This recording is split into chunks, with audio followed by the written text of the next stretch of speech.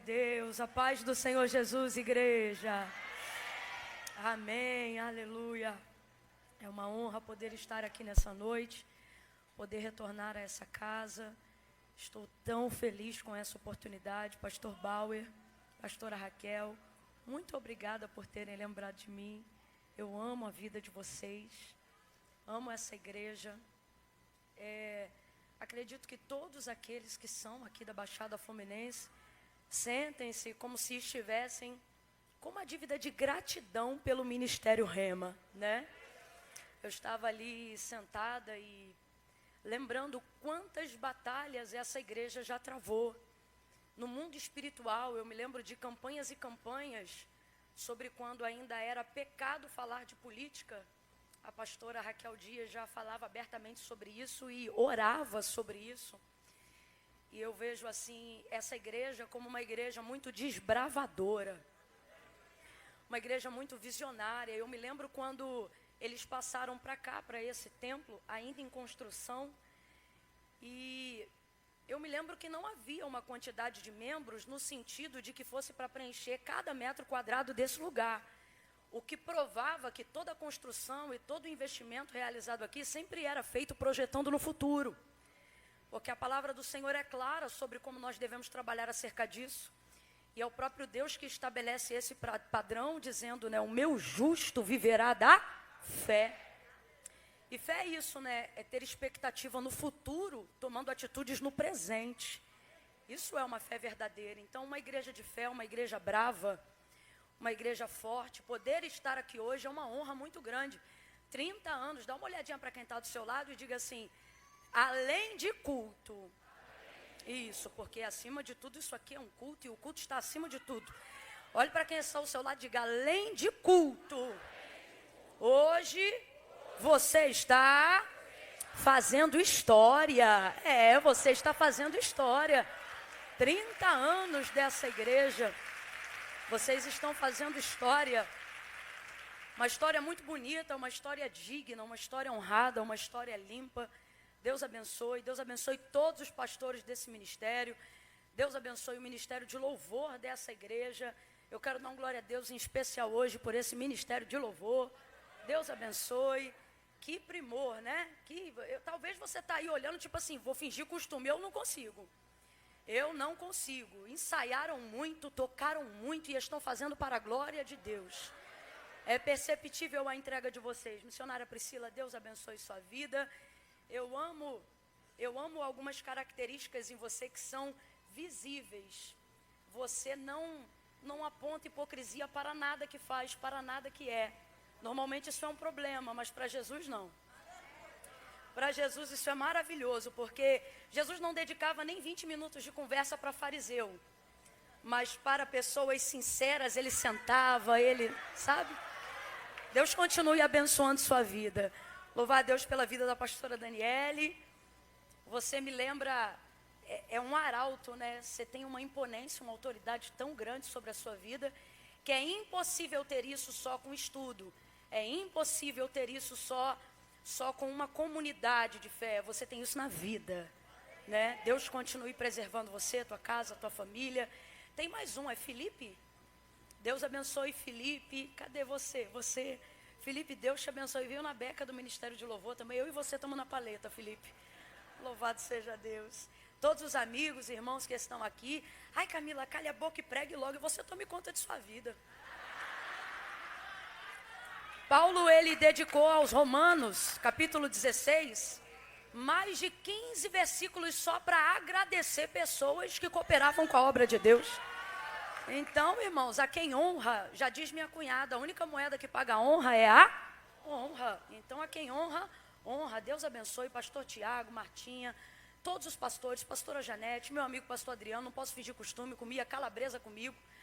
A gente no churrasco não tinha nada. Quando tinha era uma linguiça de paio numa churrasqueira elétrica. Você tá chique hoje, amigo, mas eu vou falar porque a gente tem uma história. Te botava uma calabresa ou um paio numa churrasqueira elétrica de... Vocês sabem o que é uma churrasqueira elétrica? Aquela que só tem uma greta, assim? Você sabe? Não, porque vocês estão com a cara, se fui pobre, não me lembro, que eu não estou entendendo. E a gente colocava e O Adriano e alguns amigos que estão aqui, como o pastor Manassés, Loyola, eles são a prova, Glaciele, né? De que realmente não é o que você come, mas é com quem à mesa você se assenta, que faz diferença. E eu louvo a Deus porque está aí um amigo que hoje a gente come melhor, mas que nunca se importou com o que tinha no prato, mas como era servido. Está aqui ele, Glaciele. Glaciele cuidava de pizza brotinho na frente do Justiniano Fernandes, ali no Ponto Chique. Tem alguém aqui que já estudou no Justiniano Fernandes? Isso, não fez de costume não, minha irmã. E a Glaciele fazia ali as pizzas, e tinha dia que eu estava numa prova, rapaz, e eu queria tanto comer uma coisa diferente, daqui a pouco, na hora de ir embora, o que sobrava, que não vendia no dia, não dava para segurar muito no outro. E aí ela pegava e passava lá em casa e me entregava ou a pizza ou o escondidinho de carne. Tu lembra disso, Glaciele? E eu dizia, Deus, obrigada, porque, como diz uma amiga minha, o Senhor não é fútil, mas é detalhista, né? Pizza essa que minha mãe fornecia. Era como a gente trabalhava. Minha mãe trabalhava fazendo pizza brotinho. E aí o garfo ela furava, fazia isso na área de serviço lá de casa, lembra? E mandava a Larissa. Cadê você, Larissa? Diga glória a Deus. Larissa era adolescente e ia entregar, fazer a entrega das pizzas. Como é que era, hein, Glaciele? Tu lembra? Chegava adolescente, irmão, adolescente. Ô, raça. A gente dependendo da venda daquela pizza, e a Larissa chegava e fazia assim para a Glaciele. Estende a mão, Tiago. Toma. Mas era o cansaço de ter que sair de lá da outra ponta da Metalonita até o Ponto Chique a pé, para poder fazer a entrega, que era só uma delas, porque ela ia, às vezes, entregava em outros lugares. Minha irmã, Deus te abençoe. Você é uma bênção. Está aí casada, meu cunhado Jonatas. Diga aleluia, Jonatas. Aleluia. Poder estar aqui com família e amigos. Enquanto cantavam aqui sobre a igreja, quem me ajudou muito na igreja local e a servir a igreja, eu fiquei tão feliz quando eu entrei e vi ela aqui. Cadê ela? Carla Tassion, cadê você? Ali. Essa aí é a amiga que andou muito comigo de avião, se hospedou em muito lugar bom, mas antes de tudo isso, a gente arrastava a mala até o ponto de ônibus. Tu lembra disso? No ponto a gente ia para a rodoviária, tu lembra dessa viagem com mala? Aí eu inventei nesse dia, porque a prova era grande, eu disse assim, Carla, vamos fazer um propósito. Carla, por que eu fiz aquilo? Olha o propósito, eu disse assim, Carla, a guerra está muito grande, nós vamos fazer um propósito que eu vou colocar aqui para despertar. De uma em uma hora nós vamos orar. Mas eu não me dei conta, irmão, de viagem, de nada. Você não tem horário para dormir nessa logística aí de ministério evangelístico. E a nossa pegada era grande, você tem noção, ó, saí de casa, arrastava a mala de casa até o ponto, do ponto até a rodoviária Novo Rio, da Novo Rio pegava um ônibus para poder ir para outro lugar. E aí a gente nessa pegada, a gente só ia ter, já chegava já para tomar banho, trocar de roupa e ir para a igreja, lembra disso, Terra? Então não tinha tempo de dormir. Aí olha o que eu inventei, de orar de uma em uma hora. E nunca gostei de oração requenguela, era oração mesmo, sabe? Gente, o único tempo que tinha para dormir, quando a gente estava quase dormindo, o relógio despertava. Carla, vamos orar. Eu já nem sei mais, eu acho que tinha hora que a gente orava, Deus, recebe meus pecados. Ah, perdão, Senhor, perdão. Olha, mas amiga, Deus viu, valeu a pena, aleluia. Te amo, viu? E tantos outros que estão aqui, Deus abençoe a vida de cada um dos irmãos. Abra comigo a sua Bíblia no Evangelho de Jesus, segundo escreveu João. Quero só fazer menção aqui também do pastor Daniel, da sua esposa, missionária Rosi Duarte. Você está bem, Rose? Não, você não faz essa cara para mim, não. Você está bem do ciático, Rose? Já foi curada? Já? Amém, amém.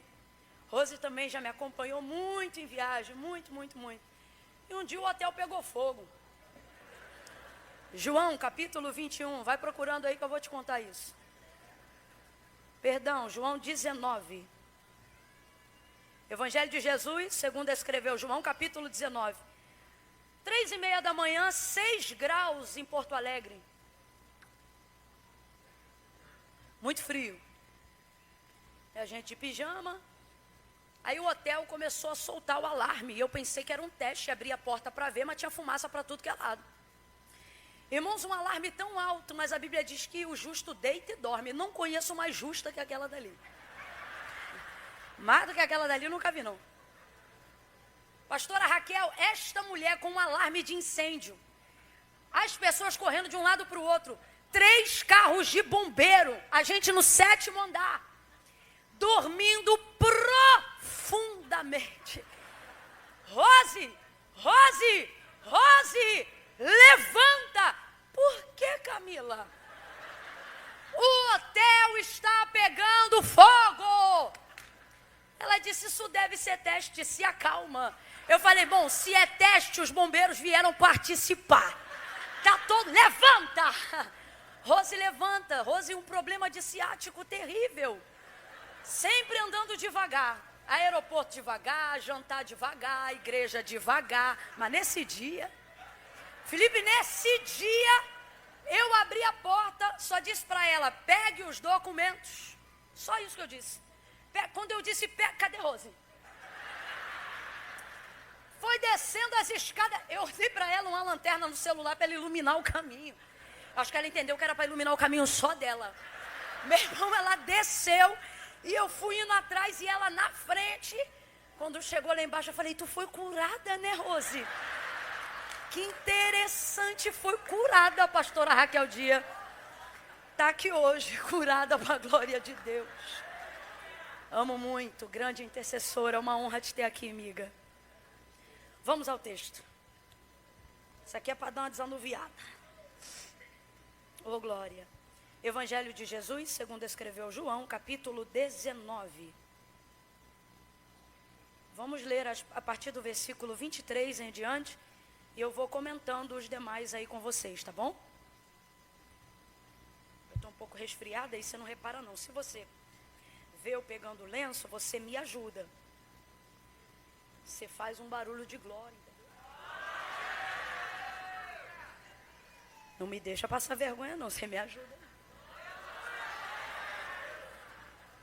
Isso. Vamos lá, versículo 23. Tendo os soldados crucificado a Jesus, tomaram as suas vestes e dividiram-na em 4 partes, uma para cada soldado. Tomaram também a túnica, que era sem costura, toda tecida numa peça só, de alto a baixo. E disseram uns aos outros, não a rasguemos, mas lancemos sorte sobre ela, para ver de quem será. E isto aconteceu para que se cumprisse a escritura, que dizia, dividiram entre si as minhas vestes e sobre a minha túnica lançaram sortes. E foi isso que fizeram os soldados. Preste muita atenção. E foi isto que fizeram os soldados. Mas no versículo 24, João está dizendo que isto aconteceu para que se cumprisse a escritura. Está escrito, escritura ou palavra aí na sua Bíblia? Então, isto aconteceu para que se cumprisse a escritura. Aqui você sabe que é a palavra. Então, só para a gente ficar numa versão só, quando eu pedir para completar, você diz palavra, para que se cumprisse a palavra. Pronto, isto aconteceu para que se cumprisse a palavra.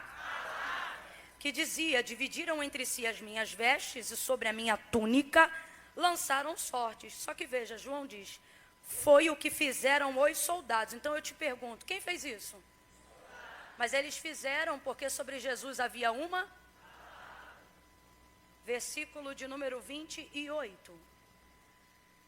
Mais tarde, sabendo Jesus que tudo já estava consumado, e para que a escritura se cumprisse, ele disse, tenho sede.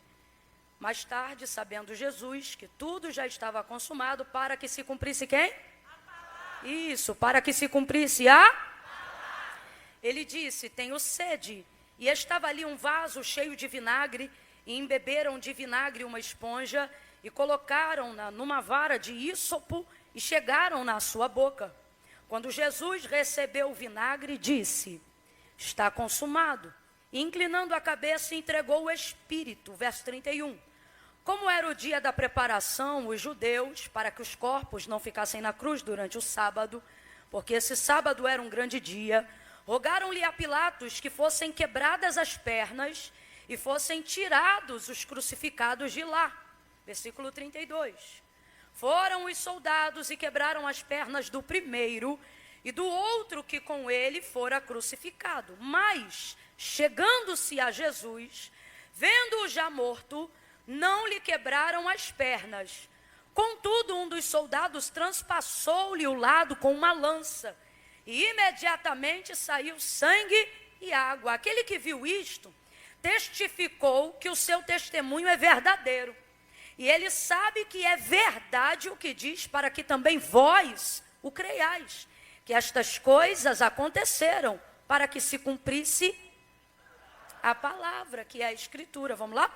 Estas coisas aconteceram para que se cumprisse que dizia, nenhum dos seus ossos poderá ser quebrado. Diga amém por essa palavra. Aleluia. Oh, aleluia. Aleluia.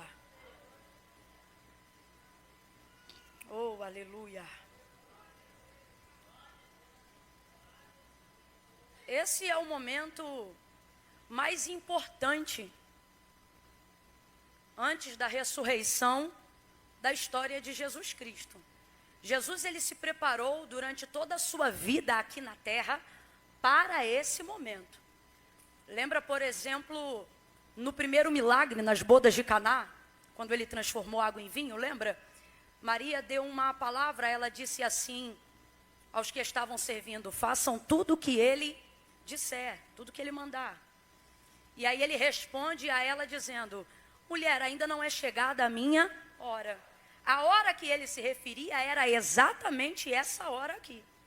Porque todos os seus 33 anos e meio de vida aqui na terra, habitando em forma humana, mesmo sendo filho de Deus, todo ele foi projetado para viver esse momento, para cumprir o evangelho dele, escrito por João, capítulo 3, versículo 16. E Deus amou o mundo de tal maneira que entregou o seu Filho unigênito, para que todo aquele que nele crê não pereça, mas tenha vida eterna. Jesus se preparou fisicamente, humanamente, para esse momento. Tudo na vida dele girava em torno do propósito que sua vida carregava, que não era curar, não era fazer milagres, não era dar vista aos cegos, poder de audição aos surdos ou de fala aos mudos. Não era. Tudo isso ele fazia em decorrência do chamado. Tudo isso ele fazia em consequência de quem caminha para atender o propósito culminante da salvação. Na verdade, todo milagre operado por Deus, e só ele faz milagre, deve ser acompanhado por um propósito maior do que o efeito de ser curado. Por exemplo, o que sustenta o evangelho, como nós cantamos aqui, a igreja, há mais de 2000 anos, não é o efeito que ela produz, é a causa que ela carrega. Uma igreja, por exemplo, que caminha por efeito, não chega aos 30 anos de idade. Uma igreja que vivesse pelo efeito e não pela causa do evangelho, jamais ultrapassaria mais de 2000 anos de existência sobre a terra. O que leva a igreja a ser quem ela é que ela se move pela causa e jamais pelo efeito. Agora veja, quando nós estamos comprometidos com a causa, o efeito não é uma necessidade, ele é uma consequência. Então as curas são consequência. A prática de assistência social, consequência. A entrega comunitária, caindo na graça do povo, consequência de uma única causa, o Evangelho de Cristo. Ele é o centro, ele é o primeiro, ele é o último, ele é o mesmo ontem, hoje e eternamente. Ele é o alfa, ele é o ômega. Oh, aleluia. Ele é, e fora dele todo o restante ou é efeito ou é adorno. A causa é ele. Quem morreu, morreu por ele. Quem viver, deve viver para a glória do nome dele. Paulo vai resumir essa obra escrevendo a carta aos Romanos, dizendo, porque dele, por ele, são todas as coisas. Tudo deve apontar para ele. Tudo deve dizer a respeito dele. No final do culto, devemos lembrar do nome dele. Se foi bom, devemos louvar a ele. Se o pregador pregar bem, devemos dizer, glória ao Deus que usa. Glória a Jesus que faz. Se for ruim, devemos pedir misericórdia a ele. Dele é a misericórdia, dele é ações de graças, dele é o louvor.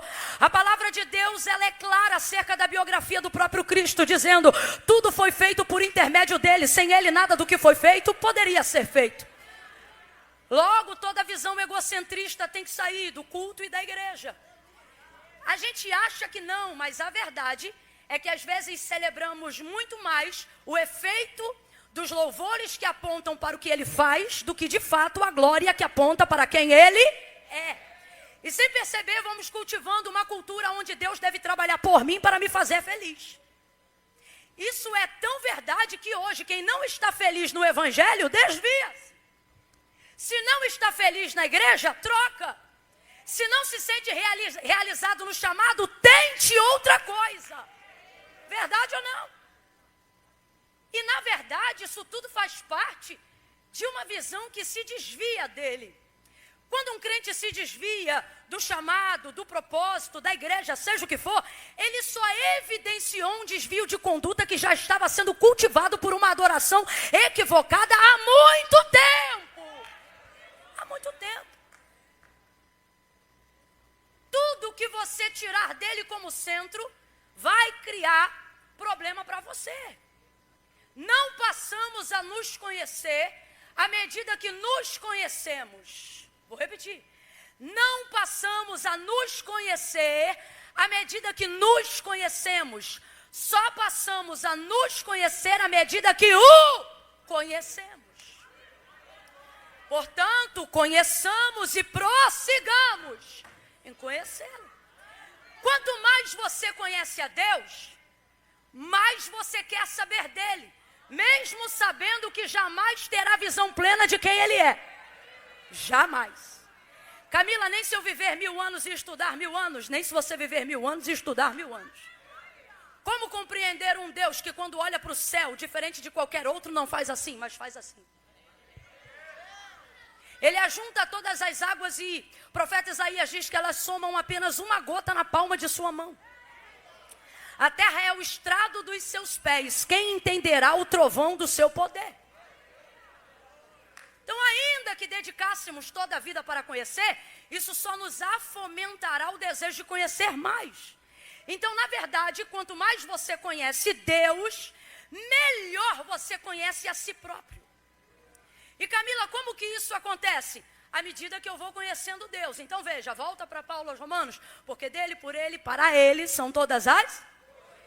Falar isso numa cultura ocidental como é a nossa hoje, naquela ideia de que eu vou para o culto para receber, isso não tem nada a ver com o culto que já foi instituído pelo próprio Deus a Moisés. Ele disse, Moisés, fala para o meu povo que quando eles vierem, não se apresentem diante de mim com as mãos. Tira da cabeça deles a ideia de que eles estão vindo me encontrar para eu dar. Coloca na cabeça deles a ideia de que o adorado sou eu. De que a majestade é minha. De que eles não venham para receber. Vamos falar a verdade, irmãos. E eu só estou tendo autoridade para falar o que eu estou falando aqui, porque essa também é a minha realidade. Fala a verdade, quantos de nós, ao sair de casa e vir para o culto, a nossa palavra, quando alguém pergunta, e aí, está indo para o culto para quê? A gente diz, vou lá receber uma bênção. A nossa visão, ela é muito egocentrista. Estou indo lá para receber. Estou indo lá para Deus falar comigo. É sempre de lá para cá. E, na verdade, a ideia de culto não tem absolutamente nada a ver com o que eu recebo, mas tem a ver com o que eu vou entregar. E aí eu já não estou falando de ofertas, não precisa ficar preocupado, que tem gente que já está assustado. Eu estou falando sobre a sua devoção, sobre a sua entrega. Mas a falta de conhecimento da palavra e de como a única maneira de Deus ser conhecido é por intermédio da sua palavra. Vamos lá? A única maneira de Deus ser conhecido é por intermédio da sua palavra. Não sou eu não, é a própria Bíblia que prova isso em João capítulo de número 15.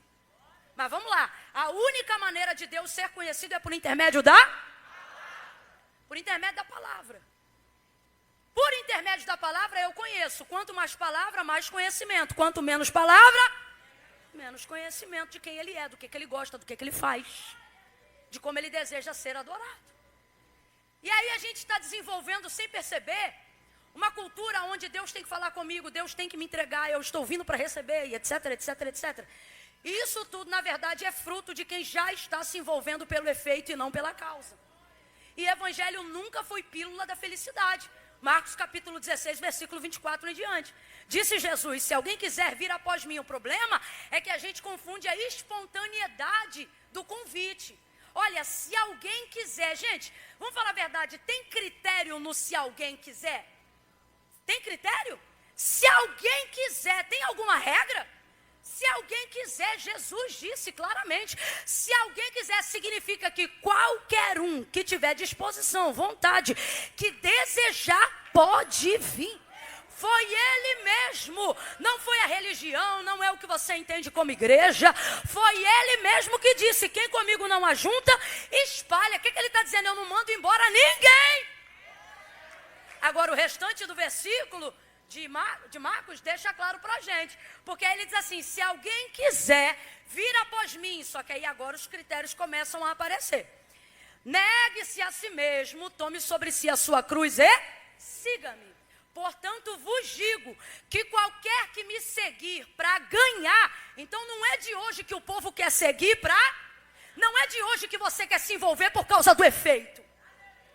Isso acontece desde sempre. Enquanto Jesus alimentava o povo, ele dizia, eu sei que vocês não estão vindo, não é nem pelos milagres que eu faço, mas é pela comida que eu dou.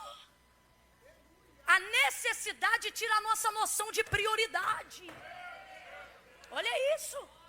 Aí ele vai dizer, se alguém quiser vir após mim, negue-se a si mesmo. Tome sobre si a sua cruz e siga-me. Portanto, vos digo que qualquer que me seguir para ganhar, perdeu. Olha que legal, vamos interpretar o texto. O que ele está dizendo é o seguinte, qualquer que vier pensando em ganhar, mesmo que chegue, é perdedor. Vou falar bem rasgado que é para todo mundo entender. Mesmo que tome a Santa Ceia, é perdedor. Mesmo que pertença ao rol de membros, é perdedor. Mesmo que tenha carteirinha de mais de 30 anos de membro, é perdedor. Se a motivação do coração é seguir para ganhar, mesmo que seja pregador, é perdedor. Mesmo que seja pastor, é perdedor. Mesmo que seja missionária, é perdedora.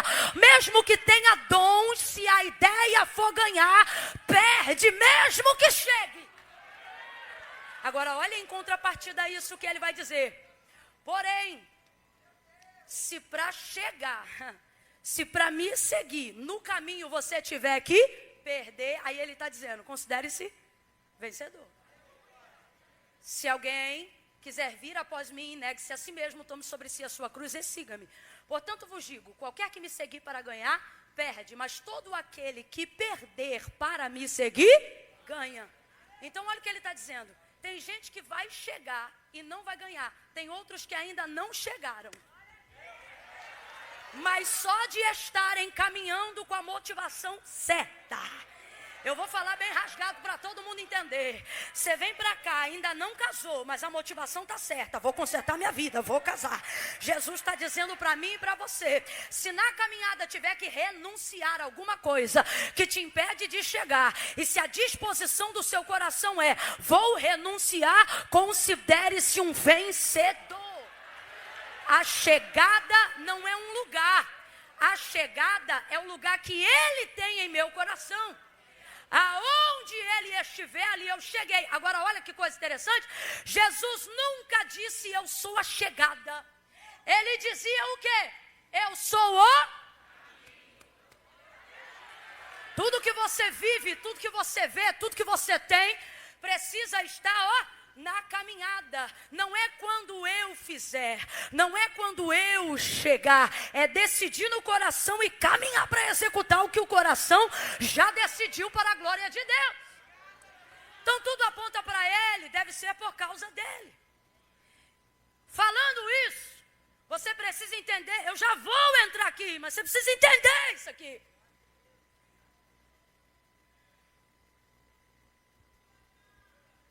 Deus não tinha e não tem obrigação nenhuma de, na criação da sua existência, estar pensando em você no dia que te fez. Se você não gosta, enquanto eu digo isso, isso já aponta o equívoco do seu coração. Qual o equívoco? De achar que Deus tem que trabalhar por você. A Bíblia diz que Ele é a sua palavra, ela não volta vazia, antes vai e faz o que lhe apraz, e porque Ele é fiel a ela, não pode negar-se a si mesmo. Só para você entender isso aqui, diga assim: Deus não luta contra Deus. Ele não luta contra Ele mesmo. Tudo que está na sua palavra, Ele vai corresponder. Se estiver na palavra, Ele vai corresponder. Então, a única maneira de conhecer Deus é conhecendo a sua palavra. E a única maneira de obter de Deus resposta é conversando com Ele na sua. Vai ouvindo aí. Camila, por que eu não estou descobrindo o propósito da minha vida? Por que eu não me sinto no centro da vontade de Deus? Porque você tem procurado coisas que façam sentido para você. Você está procurando um caminho que faça sucesso para você, que dê dinheiro para você, que faça você ter prestígio diante das pessoas, respeito diante da sociedade, desde a roupa que você veste até o tipo de comida que você coloca na mesa. Normalmente, quando a nossa motivação é ser feliz, você só quer fazer coisas que façam sentido para você. Você não emite uma opinião que desagrade a maioria dos seus seguidores. Porque você vive para ser feliz, e quem quer ser feliz não quer ser criticado, e quem não quer ser criticado não emite opinião. Você cuida de tudo para preservar sua paz, para preservar seu nome. Você quer um emprego que te dê status social, você quer amigos que te coloquem no topo da network. Eu não estou te criticando, eu estou falando da realidade da nossa humanidade. Quem não quer morar numa casa melhor, ter um bom carro? Eu não sou hipócrita. Só que quando a nossa motivação é caminhar para coisas que fazem sentido para a gente, nós seremos infelizes de toda maneira. Por quê? Porque não fomos chamados para fazer sentido para a gente. Você repetiu comigo a carta de Paulo aos Romanos. Porque dele, por ele, para ele são todas as... Agora responde para mim com inteligência. Partindo desse princípio, o que move a mão de Deus? A glória dele. Amém ou não amém? Então eu vou te fazer uma pergunta só para ver se você está acompanhando o raciocínio. Quando Deus te criou, Ele estava pensando em quem? De novo. Quando Deus te criou, Ele estava pensando em você? Estava pensando em quem? Aí eu te pergunto, como pode Ele pensar em fazer alguma coisa para a glória dEle e essa coisa dar errado? Só que você tem que fazer a pergunta, e por que está dando errado, Camila? Porque você não está funcionando para a glória dele, mas você está funcionando para fazer sentido para você, para fazer sentido para a tua família, para fazer sentido para os teus seguidores, e sem perceber está cultivando a ideia de que quando você chegar no topo, seja de sucesso ministerial, seja de sucesso financeiro, seja de sucesso familiar, você está configurando a ideia ilusória, equivocada, e o Espírito de Deus está aqui, ele vai te convencer. É ilusória, é utopia e é equivocada. Quantas pessoas que podiam estar hoje aqui agora, desfrutando de alegria verdadeira, no centro da vontade de Deus, mas não conseguem. Por quê? Condicionaram a sua alegria para aquilo que faz sentido para elas. Quando eu tiver dinheiro, quando eu tiver X na conta, quando eu tiver carro, quando eu casar. Engraçado que você ainda diz que é servo de Deus, porque você não tem nenhum outro ídolo. Aí você diz assim, não, eu sirvo a Deus. Mas e se nessa noite eu te disser que Deus nos trouxe hoje aqui para dizer, ídolo de madeira não vejo mais você servir, de gesso também não, mas está mais complicado de quebrar a idolatria. Por quê? Porque de um tempo para cá, você se tornou servo da tua consciência e não da minha vontade. Você só faz o que faz sentido para você. Só quer o que quer que faça sentido para você, e não está percebendo que o que está atrapalhando a tua alegria não é falta de dinheiro, é a ausência do gozo da salvação, que tu já não sente há muito tempo, porque parou de funcionar para a glória de Deus, parou de fazer para a glória de Deus. Antigamente tu lavava a louça cantando, agora que Deus redobrou a comida, redobrou a louça, tu murmura da louça. Tu não podia ter filho, Deus abriu tua madre e te deu mais de 3, agora tu reclama da quantidade de prato. Por quê? Porque tu deixou de funcionar para a glória dele e começou a cultivar a ideia de que quando tiver isso, quando conquistar aquilo, quando for assim, quando for assado, você vai ser feliz. E gente, vamos falar abertamente, eu ainda nem estou entrando totalmente no espiritual não, vamos falar abertamente. A verdade é que se dinheiro fosse a resposta categórica da felicidade, os mais providos e abastecidos dele não davam cabo da própria vida. O maior índice de suicídio não está entre as classes inferiores. O mais alto índice de suicídio está entre os mais abastados de recursos financeiros. Quer saber por quê? Porque você cultiva a ideia ilusória de quando eu tiver, quando eu conseguir, quando eu entrar, quando eu conquistar. E aí sabe o que o dinheiro faz? Ele a tudo responde. Quando você conquista, quando você tem, quando você entra e o vazio continua. Quando você conquista, quando você tem, quando você entra e a depressão continua. Quando você conquista, quando você entra, quando você tem, e o desespero continua, a falta de propósito continua, aí você tem certeza que não era nada que te faltava de fora, que te preenchia dentro, mas era tudo que tu carregava dentro que te dava valor ao que você tinha fora. Pegue alguém que tem alegria do salvo, pegue um crente que conheça o que a palavra de Deus diz sobre ele. Se tem picanha maturada, ele dá glória, e se for sardinha frita, ele dá aleluia. É ele que dá valor ao que ele tem, não são as coisas que ditam o valor dele. E qual é a única forma, Camila, disso se tornar uma realidade da minha vida? Fazendo o que disse Paulo: quer comais, quer bebais, quer façais qualquer coisa. Vai botar uma roupa, pergunta para o Espírito Santo: tu te agrada dessa roupa? Vai fazer uma comida, chama ele para a mesa e diz: Espírito Santo, fica conosco aqui na mesa com essa comida. Vai usar um carro velho, Espírito Santo, é velhinho, mas é meu. Abençoa a gasolina, não deixa dar pane não. Chama ele para tudo. Anda cantando, levanta adorando, lava a louça intercedendo, penteia o cabelo dos filhos abençoando, manda para a escola intercedendo. Um crente que sabe o que Deus deseja, funciona para a glória de Deus. Eu já levantei quantas vezes de cinema porque eu falei: isso não é para a glória de Deus não. Levantei na hora e saí. Quantas vezes a gente está com o controle na mão vendo um filme que parece legal, daqui a pouco o Espírito Santo faz a pergunta para a gente: vai continuar vendo? Pode ver, só que eu vou sair. Aí a gente diz: não sai não, fica. Aí a gente muda o canal da televisão. O Senhor está dizendo para quem está hoje aqui: quando tu funciona para mim, tu é feliz independente do que tu tenha. Quando tu entende o propósito que tua vida carrega, você não espera ter para ser, porque você sabe quem você é independente do que tem. É no ônibus, ela está glorificando, é lavando a louça, ela está bendizendo, é lavando a roupa, ela sente a presença de Deus. Tem mulheres aqui que tem revelação a nível Brasil, enquanto estão passando pano na casa. Quando você está fazendo para a glória de Deus, Deus se relaciona, Deus fala, Deus se move, Deus vem. Como conhecer a vontade de Deus? Davi disse: como pode o jovem aprender em que caminho ele deve andar? Observando conforme a sua lâmpada para os meus pés e luz para o meu caminho é a tua. Pedro vem de uma noite frustrada. Lucas capítulo 5, fracassada. Jesus disse para ele: voltai ao mar alto, lançai as vossas redes para pescar. Havendo trabalhado toda a noite, nada apanhamos, mas sobre a tua lançaremos a rede. Aí você está aqui hoje fazendo uma lista para Deus. Precisa de plano de saúde, precisa de um carro, precisa de uma porta de emprego.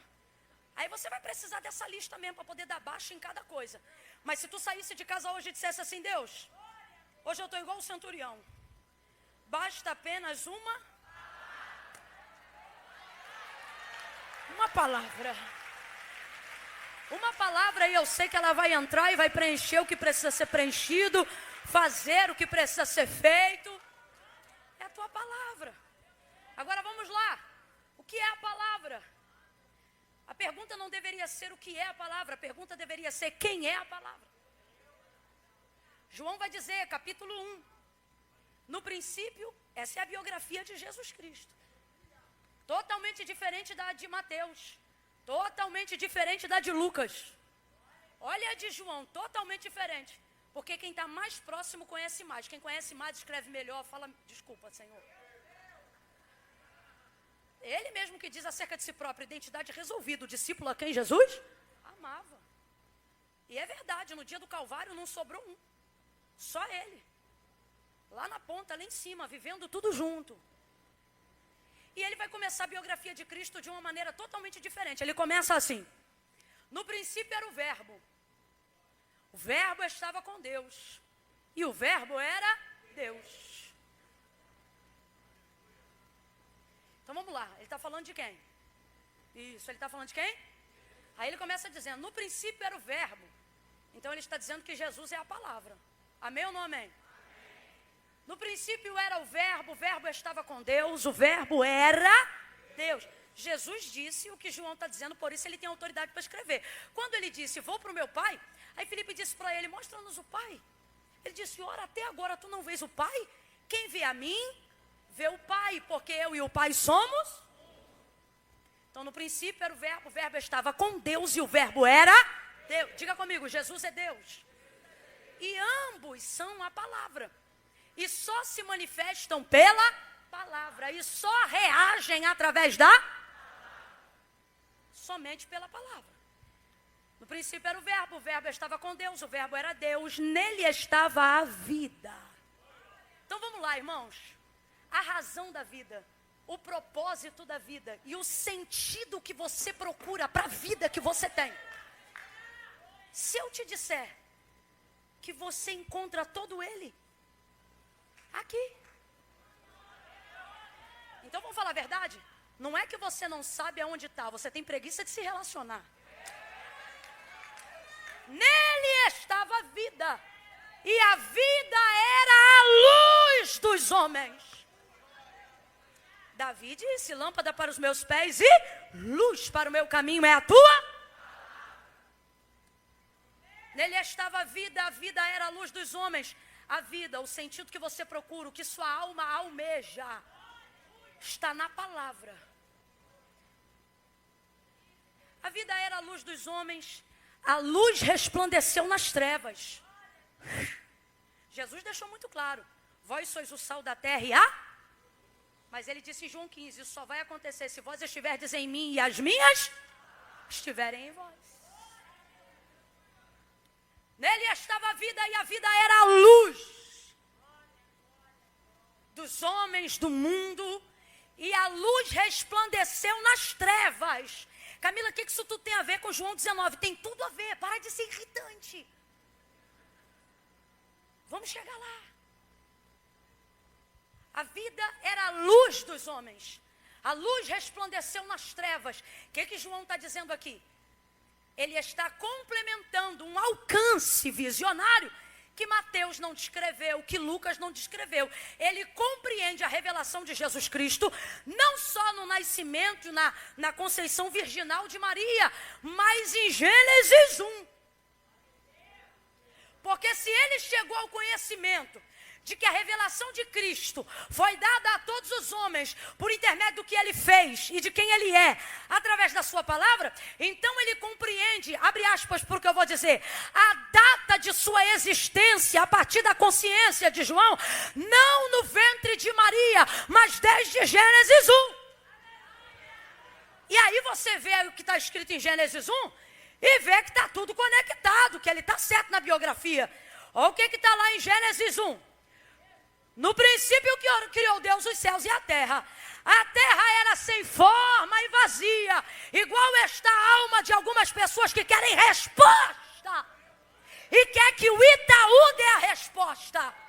quer que o Bradesco dê a resposta, quer que o anel de noivado e casamento dê a resposta, quer que o supermercado dê a resposta. E o Senhor está dizendo: enquanto você procurar resposta fora de mim, é assim que você se sente, sem forma, vazio, perdido.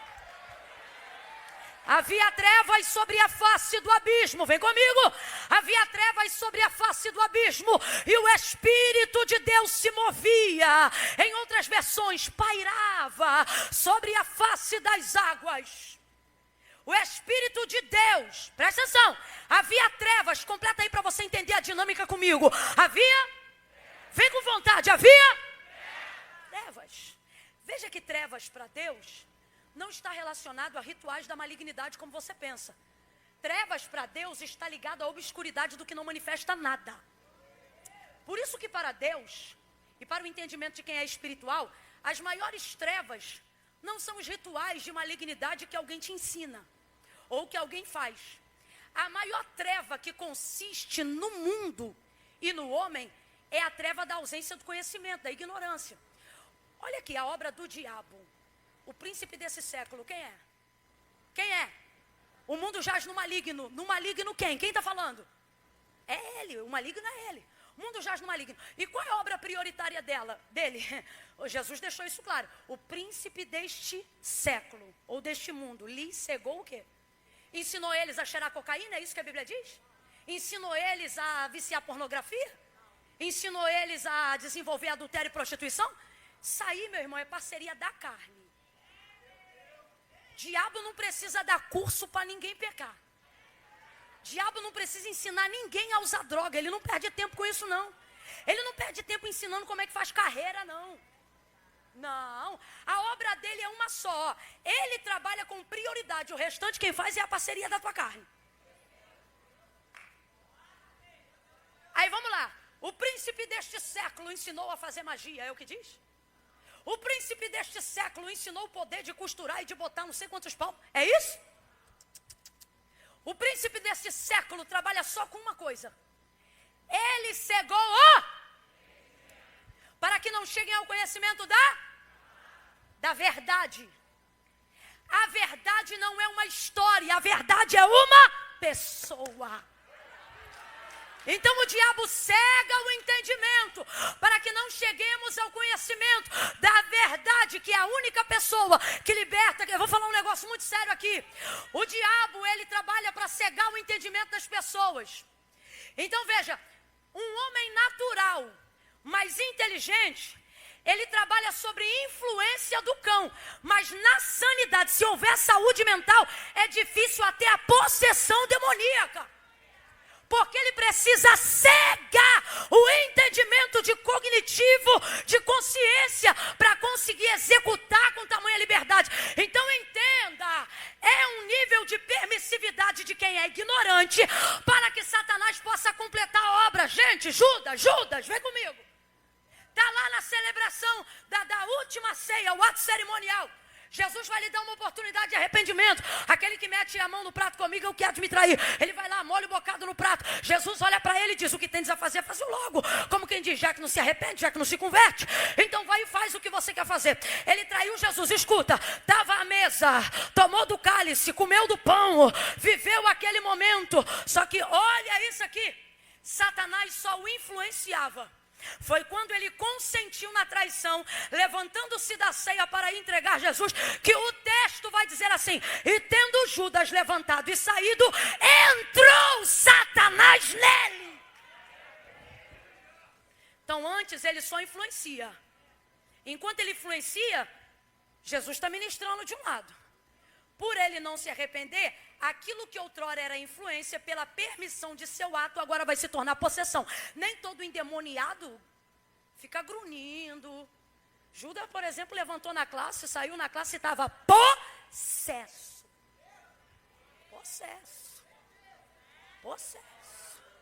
Por quê? Ignorância. Uma área da mente que não deixava a palavra de Deus entrar. Volta para Jesus. A terra era sem forma e vazia, havia trevas. Então as trevas mais densas não são os rituais que você conhece, ou o ocultismo que alguém falou para você. As maiores trevas que existem é a ausência de uma mente sem conhecimento. Mas o Espírito de Deus parava sobre a face das águas, que jazia ali em trevas, trevas. Aí vamos lá. Versículo 3, e disse Deus, haja luz. Quem lembra, completa aí por favor. E disse Deus, haja luz. Haja luz. E o texto corresponde. E houve, vamos só no 2 e 3 e eu vou para o 19. O Espírito que pairava sobre as águas era o Espírito de Deus. Duas verdades. Primeira, não há trevas densas que Deus não tenha liberdade para entrar onde Ele quiser. Jó 41:11. Quem primeiro me deu para que eu tenha obrigação de retribuir-lhe? Tudo que está debaixo do céu é meu. Jó vai falar sobre o que são as trevas para Deus. Ele diz assim: se eu colocar a minha cama lá no alto, aonde eu vejo o sol nascer, ali tu estás. Mas se eu decidir colocar ela no abismo mais profundo, aonde a luz não entra e só existem trevas, ali tu também estás. Ali tu também me vês. Senhor, por que tu me vês? Ele diz, porque para ti a luz e as trevas aos teus olhos são exatamente a mesma coisa.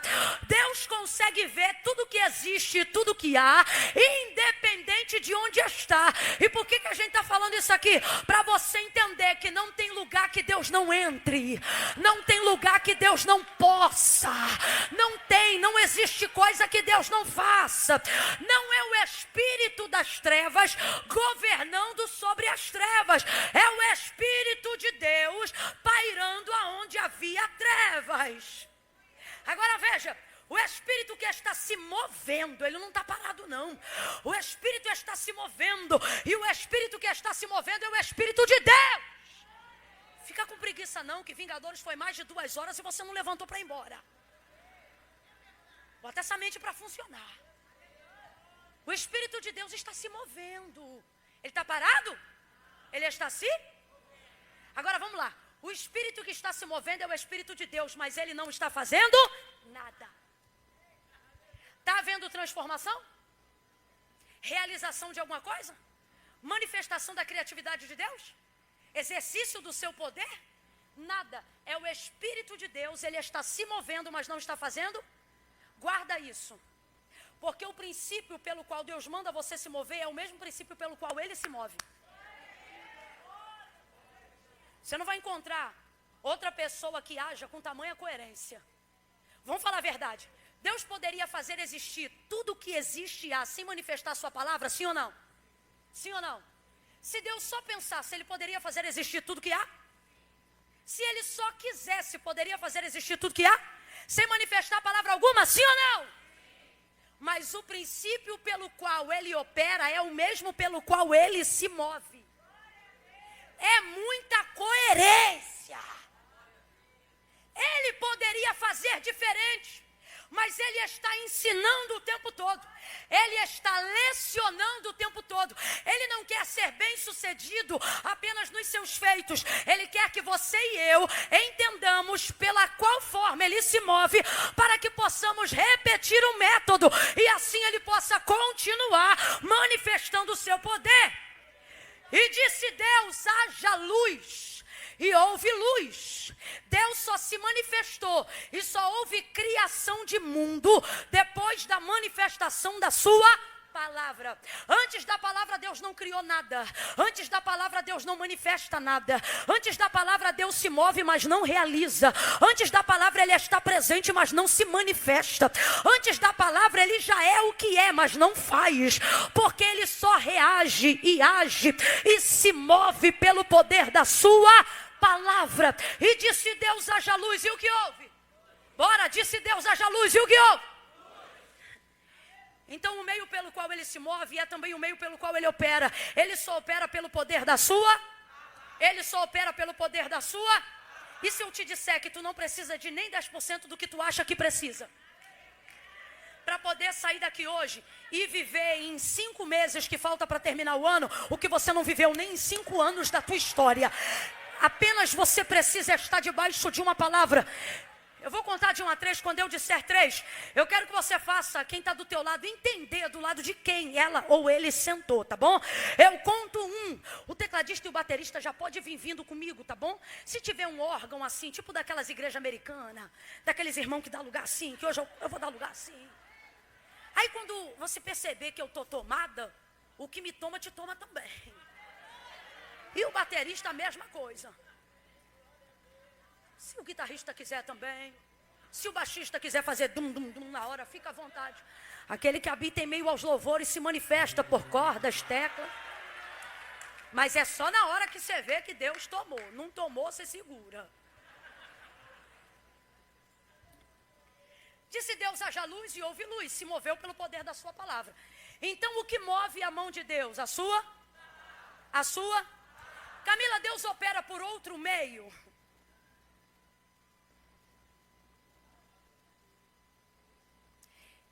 Eu percebo quão na dúvida a gente fica. Olhando, pensando, eu acho que. E só para não ter eu acho, você vai ver que ele só se move pelo poder da sua palavra. Ele está ali, só manifesta poder depois que manifesta a sua. E disse Deus, ou seja, só quando o verbo se manifesta é que o poder se manifesta. Quando o verbo se manifesta, a luz se manifesta. Quando o verbo se... Aí o autor da carta aos Hebreus vai escrever e dizer assim: porque céus e terra, tudo que existe e há, não foi feito por prova aparente do que se vê, mas antes foram criados pelo poder da sua... Eu vou contar de 1 a 3. E no 3 você vai me ajudar a fazer essa pessoa entender o que ela tem à disposição dela. E Deus hoje vai sacudir ela para fazê-la entender por que ela não está usando. Gente, isso aqui não é só um livro.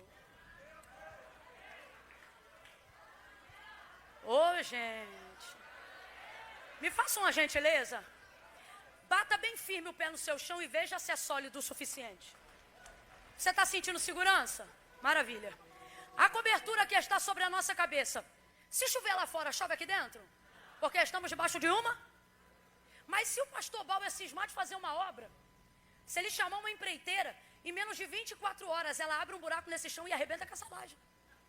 Traz lá aqueles guindastes com bola de ferro, em menos de 24 horas, se quiser. O chão que hoje parece seguro é removido dos nossos pés. O teto que hoje parece uma cobertura muito sólida é removido de sobre as nossas cabeças. E a palavra de Deus é tão fiel sobre isso. Céus e terra passarão, mas as minhas palavras jamais hão de passar. Camila, eu ainda não estou entendendo. Deus está dizendo, por que tu caminhas com mais segurança nesse chão que hoje é e amanhã não é? Por que que tu olhas para essa cobertura e entrega para ela mais crédito do que o arquiteto do universo? Ele está dizendo para mim e para você, tu não precisa de tudo que tu acha que precisa. Tu só precisa dormir e acordar debaixo da palavra que eu te entreguei.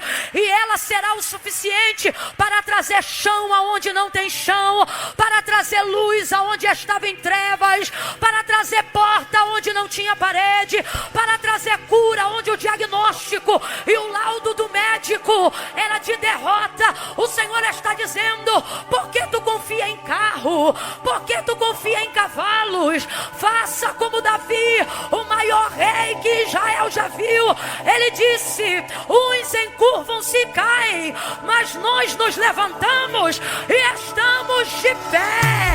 Uns confiam em carros, outros em cavalos, mas nós fazemos menção do nome do Senhor. A palavra de Deus é tão poderosa que quando ele lutou contra Golias, ele foi debaixo de uma palavra. E não foi Deus que mandou não, Aline. Ele se apossou da palavra, pastora Raquel. Deus nunca disse para Davi, vai contra Golias. Deus nunca disse, lute contra ele, não. Foi ele que foi, porque tomou posse de uma palavra. Ele disse, tu vens a mim com lança, com escudo, mas eu vou contra ti, em nome do Senhor dos Exércitos. Ele sabia que uma palavra era o suficiente para mover a mão de Deus. Então me faça uma gentileza,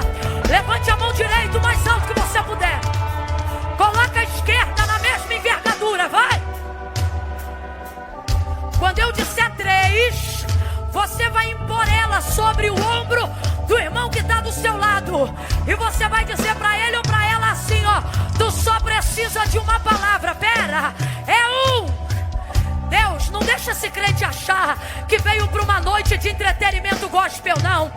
Faça ele entender que tu colocou ele num alinhamento profético. Eu conto 2. Faça quem está do lado dela ou dele entender que ele não sentou do lado de um ser humano normal, mas ele assentou-se do lado de alguém que caminha por fé, que vive por fé, que prega por fé, adora por fé, se levanta por fé, trabalha por fé, educa por fé. Alguém que está debaixo da palavra. É 1, é 2. Quando eu disser 3, você vai pôr a mão e vai dizer: palavra é tudo que você precisa. É 1, é 2, é 3, vai. Palavra é tudo que você precisa. É tudo que você precisa. O dólar vai, o dólar vem. A palavra de Deus não. Governos vão, governos vêm. A palavra de Deus não. Empregos vão, empregos vêm. A palavra de Deus não. Ainda antes que houvesse dia, eu sou. E não há quem possa fazer escapar das minhas mãos. Operando eu. Quem impedirá? Se o Senhor determinou, quem pois o invalidará? A sua palavra é a verdade. É escudo, é bloqueio. Não temerás espanto noturno, nem seta que voa de dia, nem peste que anda na escuridão.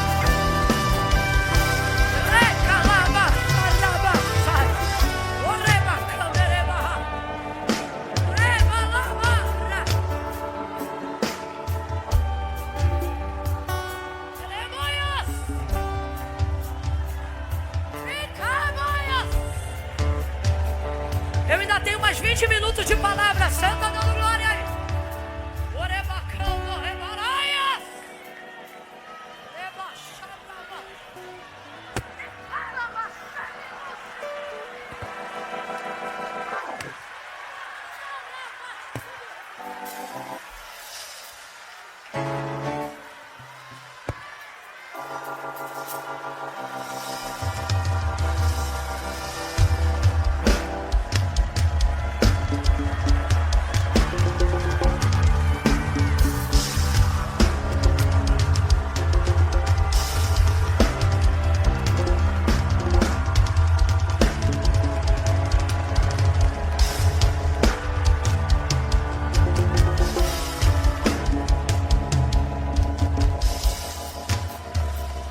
Diga comigo, palavra!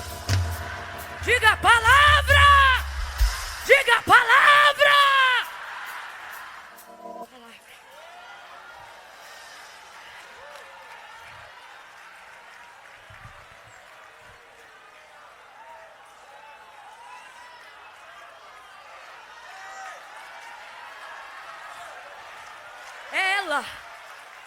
É ela porque ela diz quem ele é. E quem ele é se revela através do que ela fala. Presta atenção nisso aqui. Presta atenção nisso aqui. Irmãos, é uma questão de princípio. Vamos comigo. É uma questão de... nem Deus age sem antes manifestar a sua... Interessante que ele até se move. Desculpa, mas eu vou falar bem rasgado. Tem até mover. E eu posso falar, porque eu sou pentecostal até o tutano. Então tá nítido que eu não estou militando em causa própria. Mas tem até mover. O texto diz que o Espírito de Deus mas não executava, não transformava, não realizava nada sem que antes primeiro manifestasse a sua palavra. A palavra de Deus é tão forte que o que origina a fé é a palavra. Porque a fé vem pelo e o ouvir da palavra de Deus. Não é qualquer palavra, não é palavra motivacional, é a palavra de... Logo eu não preciso sentir para manifestar a fé, eu só preciso manifestar a palavra do jeito que ela diz. A fé se garante. Dá uma olhada para quem está ao teu lado e diz: a fé se garante. Que isso, Camila? Se tiver na palavra, ela se garante. Eu te desafio, você que está com espanto noturno dentro de casa, que não consegue dormir de madrugada porque vê vulto, vê diabo, passando de cozinha para sala para quarto. Eu te desafio a romper em coragem e em fé pela palavra, abrindo o Salmo 91. Não é para deixar a Bíblia aberta, página amarelada, não. É para dizer assim, pai, eu estou com tanto medo, que eu não dou conta nem de saber fazer a sua oração, então eu vou ler. Aí você começa antes de ler dizendo assim, pai, em nome de Jesus, eu vou na tua palavra. Pega o corredor pelo qual o cão passou e vai atrás no vulto, dizendo, aquele que habita no esconderijo do Altíssimo, a sombra do Onipotente. Não vai ficar, meu filho. Ó, posso te falar? Até se tiver legalidade. Nem que ele saia de madrugada e volte no outro dia, se tiver legalidade. Mas naquela hora ele não aguenta ficar, não. Porque manifesta a palavra. Então veja, tem até mover, e eu preciso falar essa verdade. Tem até mover, mas não realiza, não manifesta, não transforma, não executa nada, porque o princípio pelo qual Deus opera é também o meio pelo qual ele se move. Então, meu irmão, com todo respeito, eu amo mover, mas mover não traz palavra. Agora, olha que diferença, mais palavra e um mover que transforma, que liberta, que aviva. Então, normalmente, não há falta de fé, o que há é falta de palavra. É a palavra que executa, é a palavra que manifesta. 2 Reis, capítulo de número 4, aquela mulher sunamita. Ela não creu na palavra do profeta, lembra? O marido era avançado em idade, ela não tinha filho. Aí o profeta disse assim para ela, no tempo determinado tu conceberás e darás à luz a um filho. Ela não creu. Ela disse, não, meu Senhor, homem de Deus, não mintas. A tua serva, ela achou que o que o homem estava falando era o quê? Ela não creu. Aí o texto diz, e no tempo determinado, conforme ele havia dito, a mulher concebeu e deu à luz a um filho. Então responda para mim, cumpriu ou não cumpriu? Cumpriu ou não cumpriu? Cumpriu. Agora eu te pergunto, ela teve fé para receber? Mas responda para mim com inteligência, não vem no emocional não. Ela recebeu ou não recebeu? Mas teve fé para receber? É conversa para outro dia, mas vale o parênteses. Sou eu que não tenho fé para receber? Ou é você que não tem autoridade para profetizar? Porque o que ela recebeu não dependeu da expectativa que ela botou na palavra. Porque a palavra que Deus botou na boca do profeta era tão verdadeira que Deus não contou com a fé dela para receber. Contou com a ousadia, com a fé dele para profetizar. Quem está entendendo, diga amém. E eu já lancei essa palavra de propósito mesmo. Que é para o povo procurar esses profetas que acham que pode profetizar a qualquer hora, qualquer lugar, do jeito que quiser. Para poder chegar nele aí essa semana e falar para ele, ó, aquele negócio que tu profetizou lá, ó, não aconteceu nada não. Aí ele vai olhar para você e vai dizer, mas você não teve fé para receber. Aí você diz, eu também acho que tu não tinha autoridade para profetizar. Porque Eliseu não condicionou ela a nada. É diferente. Por exemplo, Jesus disse, se credes. Aí sim condicionou, só vai ver quem? Mas na palavra dele, ele condicionou?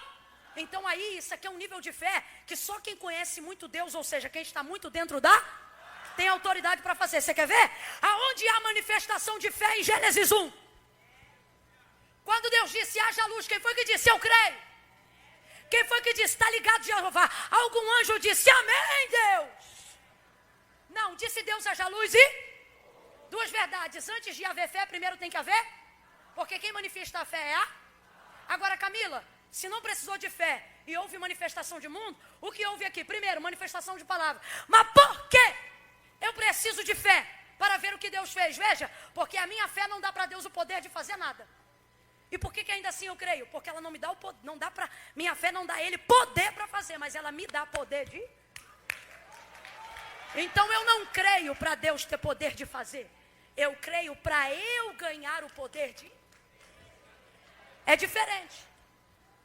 Agora, como pode todos nessa noite aqui estarem debaixo de uma mesma palavra, mas receberem proporções completamente diferentes de respostas e de manifestação? João 15, eu prometo que eu vou para o João 21. João 21 não demora isso tudo não. Ouça o que está escrito lá. Jesus disse assim, Meu pai é um agricultor. Eu sou a videira. Vocês são as varas. Vamos interpretar o texto. Quem é o agricultor? Quem é a videira? Quem são as varas? Aí ele disse: toda vara que está em mim, essa dá muito fruto. E toda vara que estando em mim e dá fruto, essa qual? Essa qual? A que dá fruto. Eu podo para que ela dê. Mas toda vara que estando em mim e não dá fruto, essa eu e lanço no fogo. Se vós estiverdes em mim e as minhas estiverem em vós, vem comigo, pedireis o que quiser e o meu Pai vai conceder. Ele vai fazer. Ele não vai se reunir, ele não vai pensar, ele vai fazer. Vamos junto. Se o agricultor é Deus, se a videira é Jesus, responda para mim, o problema está na agricultura? O problema está na videira? Agora veja, ambas as varas, as que dão fruto e as que não dão frutos, todas elas estão na mesma, sendo cuidadas pelo mesmo agricultor. Então explica para mim, como é que recebendo a mesma água, a mesma instrução, na mesma terra, sendo cuidadas pelo mesmo agricultor, explica como é que uma parte dá fruto e a outra não dá fruto, se todas estão recebendo de maneira igualitária. Ele dá a dica, ele deixa claro. O que ele diz? A frutificação não vem porque vocês estão em mim. Porque todas as varas estão. Mas por que só uma parte frutifica? Ele diz, porque não é sobre vocês estarem em mim, é sobre o quanto eu vejo. Eu me vejo, hein? Então, ó, se vós permanecerdes em, até aí ok, sim ou não? Todas estão nele, sim ou não? Mas ele se vê em todas? Aqui não dá fruto, está nele, mas ele está nela? Não, o que ele está dizendo? Eu te alimento, eu te dou, mas não consigo ver em você captação para pegar de mim. Então veja, ele está dizendo, se vós estiverdes, hein? E as minhas palavras está de verbo de tempo. Vocês estão tendo oportunidade igualitária de permanecer. Mas só vai permanecer, ou melhor, só vai frutificar quem Volta para Marcos, ó, se vós estiverdes em mim, as minhas palavras estiverdes em... Perdão, se alguém quiser vir após mim, negue-se a si mesmo, tome sobre si a sua cruz e siga-me. Portanto, vos digo, qualquer que me seguir para ganhar já perdeu, mas qualquer que perder por amor de mim já... Pois que vale ao homem ganhar o mundo inteiro em troca disso perder a sua alma. Vamos resumir o texto? Ele está dizendo, vem quem quer, mas só fica quem aguenta. Aguenta o quê? Os critérios que eu estabeleci na minha palavra. Eu vou falar rasgado que é para todo mundo entender. Nós temos uma grande quantidade de pessoas aqui. Vou falar bem rasgado, não se ofenda. Não é difícil que todas, em algum momento do culto, tenham sentido Deus. Até as que estão em pecado, Camila, até as que estão em pecado. Até as que estão em adultério, Camila, até as que estão em adultério. Até as que estão em fornicação, Camila, até as que estão em fornicação. Até as que vieram com um bagulho de 12 gramas no bolso para distribuir depois do culto, até elas. Não é difícil que em algum momento num culto como esse, elas tenham sentido Deus e talvez tenham até chorado. Não é difícil que em algum momento elas tenham se quebrantado e tenham sentido Deus. Não é difícil que em algum momento, depois de ouvirem o que ouviram, sejam capazes de reproduzir alguma coisa que ouviram. Não é difícil. Não é difícil que elas toquem outras pessoas através do que elas ouviram ou sentiram hoje aqui. Mas isso em nada diz respeito à salvação delas. Não é sobre estar, não é sobre sentir, é sobre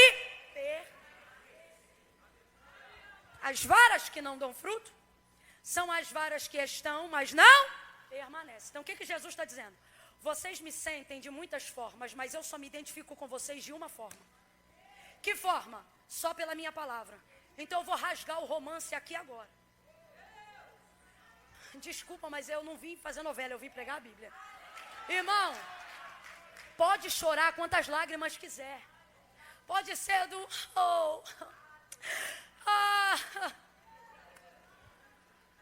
Desculpa, mas eu tenho que te falar a verdade. Porque conhecereis a verdade, e a verdade vos vai ser cortado e vai lançar no fogo. Porque não é sobre sentir, é sobre ele ver e se identificar através de você pela única forma que ele corresponde. Qual, Camila? Pelo poder da sua. Se ele não ver em você manifestação vívida da sua palavra, ele não se identifica em você. Você não corresponde com ele. Logo, ele não...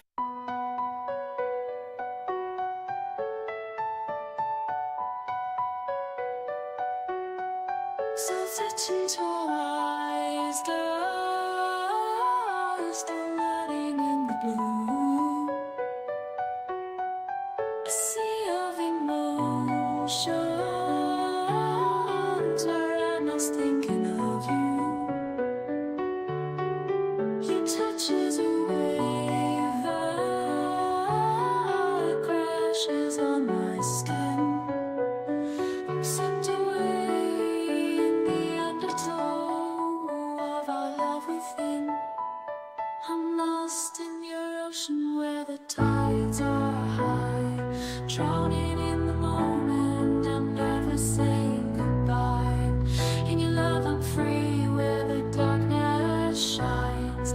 Lost in your ocean, I'm home, I'm mine. Your love is a mist that surrounds me like a cloud. I'm chasing the highs and the lows of our love avowed. In the silence I hear your voice whispering my name, a siren's call that beckons me to the flames. I'm lost in your ocean where the tides are high, drowning in the moment. I'm never saying goodbye. In your love I'm free where the darkness shines. Lost in your ocean, I'm home, I'm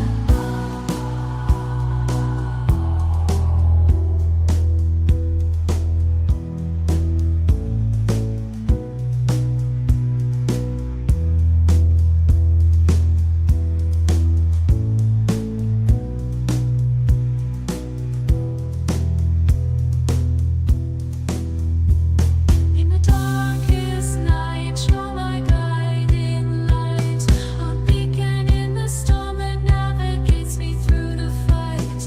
Your love is a shelter where I can be myself, a place to call my own, where our love can wealth full, lush in trinitation, with a focus on the female.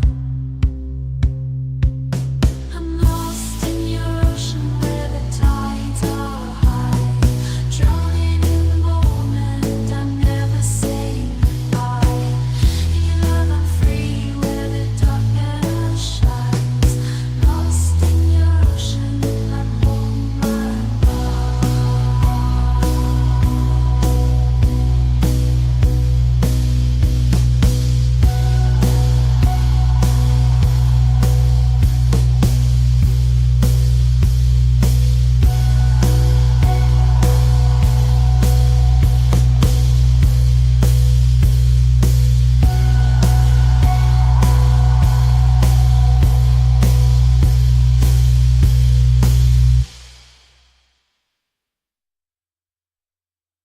Intermedia a sua conversa com Deus.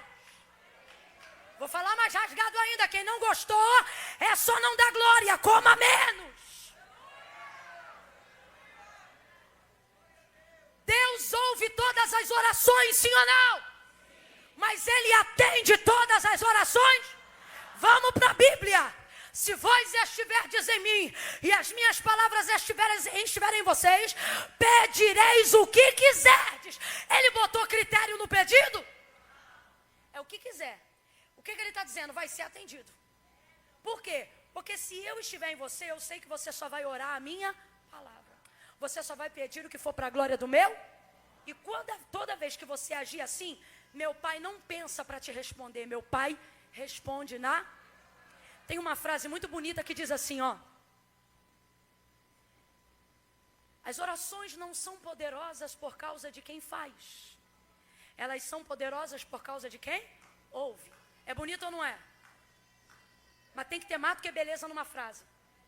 Se ela fosse suficiente, Tiago não escreveria a oração de um justo.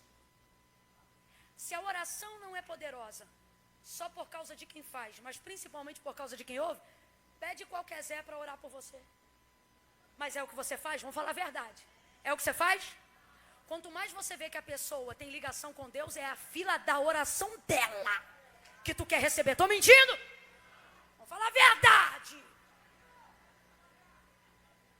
Quem é que nunca se demorou mais numa filinha porque queria ser orada pela fulana Y? E os obreiros mandando vir para as outras. E elas engarrafando aqui, ó, fila da Y. Estou mentindo? Não, eu quero essa daqui. Porque você sabe que não é só poderosa por causa de quem ouve, mas ela ganha efetividade por causa de quem faz. Decalavassúria.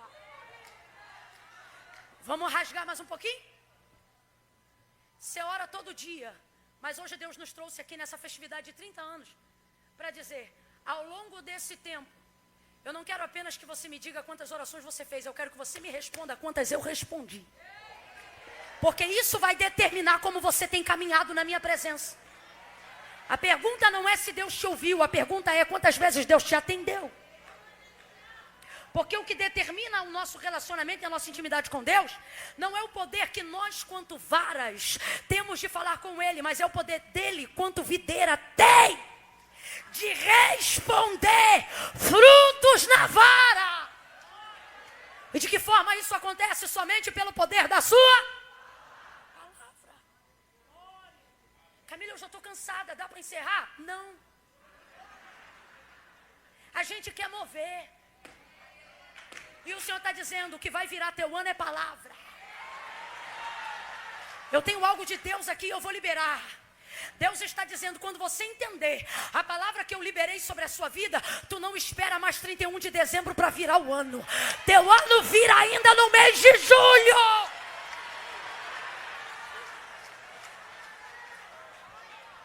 Palavra cansa.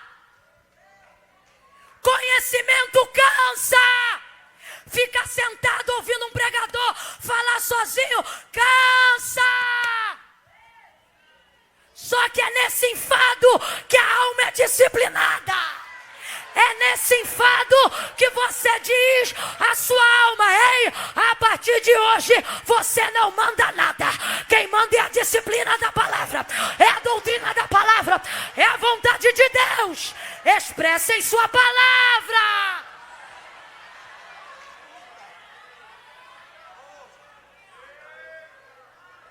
Quando você entende isso, irmão, quando você entende isso, você não deixa mais sentimento governar a sua vida. Quem governa a sua vida é a palavra. Você não deixa mais ninguém comandar a sua vida. Quem comanda a sua vida é a palavra. Ezequiel profetizou conforme o Senhor deu ordem. E houve um grande ruído e um barulho forte naquele vale. E cada osso se uniu ao seu osso. Ezequiel 37. O que ele estava sentindo, Camila? Fé? Duvido. No meio de um vale escuro, cheio de crânio, fêmur. Para mim, o que ele sentia era pavor. Só que ele disse, profetizei como se me deu ordem. Por quê? Ele não foi lá porque ele queria, e tomou pela mão, me levou e me deixou lá. Agora só resta falar o que ele manda. Então profetiza, filho do homem. E ele começou a profetizar? Não, ele ficava esperando Deus falar. Diga-lhe assim, filho do homem, vento dos quatro cantos. Aí ele repetia, vento dos quatro cantos. Sopra sobre este vale, sopra sobre este vale. Eu tenho para mim que ele só começou a sentir alguma coisa de bom quando o texto diz que começou a se ouvir um barulho. Aí é aquela mistura de Deus me livre com quem me dera. Tá acontecendo alguma coisa, mas você imagina, se já dá medo num vale com ossos, imagina um monte de ossos se mexendo e se levantando. E ele foi profetizando conforme deu ordem. Qual foi o sonho que ele teve? Nenhum. Camila, é uma visão que Deus deu. Uma palavra que ele profetizou sem vontade. Por que você diz sem vontade? Porque não há manifestação de vontade própria no meio de um vale. O que há é manifestação de uma palavra que me empurra para fazer o que eu creio. E aí ele viu um poderoso exército se levantar naquela visão que apontava para Israel. Sabe qual é o seu problema? Você espera sentir para profetizar. Profeta de verdade não precisa de arrepio, só precisa de palavra. Repete a palavra, reproduz a palavra e ela será o suficiente. João 21, e a gente vai encerrar agora. Na crucificação de Jesus, que está ali somente para cumprir o plano original, que é a palavra da sua entrega para a salvação de todos os homens. O texto diz que João está vendo, João é testemunho ocular. Tudo que ele escreveu aqui, ele está dizendo, ó, eu vi e estou escrevendo para vocês que vocês creiam. Porque o que eu vi é que o testemunho dele é verdadeiro. Ou seja, o que eu vi é que tudo que diziam sobre ele era verdade. O que você viu, João? Está apavorado no Calvário, arrebentando o seu herói. Imagina você fechar seu CNPJ para seguir um homem. Porque vê ele levantar paralítico, vê ele curar coxo, vê ele fazer cegos ver.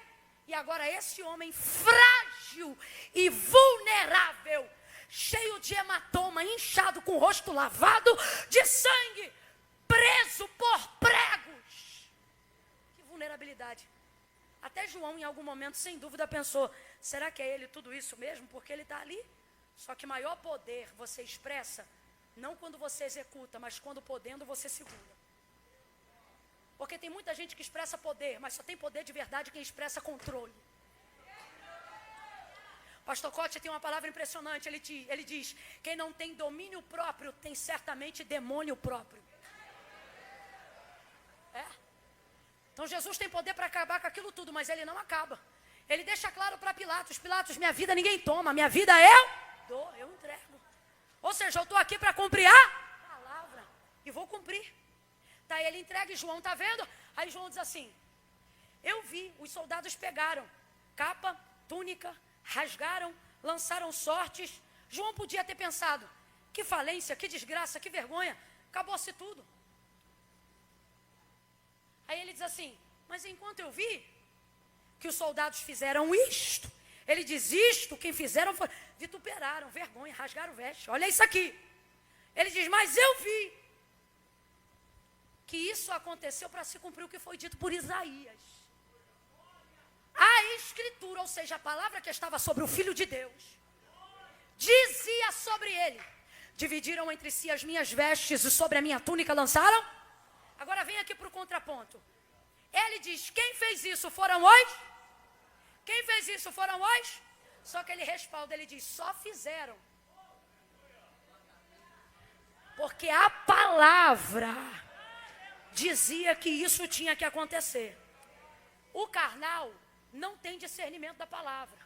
O homem natural no Calvário, essa hora, já estava pegando pau para poder arrebentar. Não foi o que Pedro fez com Malco? Não discerniu a palavra, pegou espada, nunca foi guerreiro. Você acha que ele mirou na orelha? Ele mirou no pescoço. A sorte é que ele era tão ruim que pegou na orelha.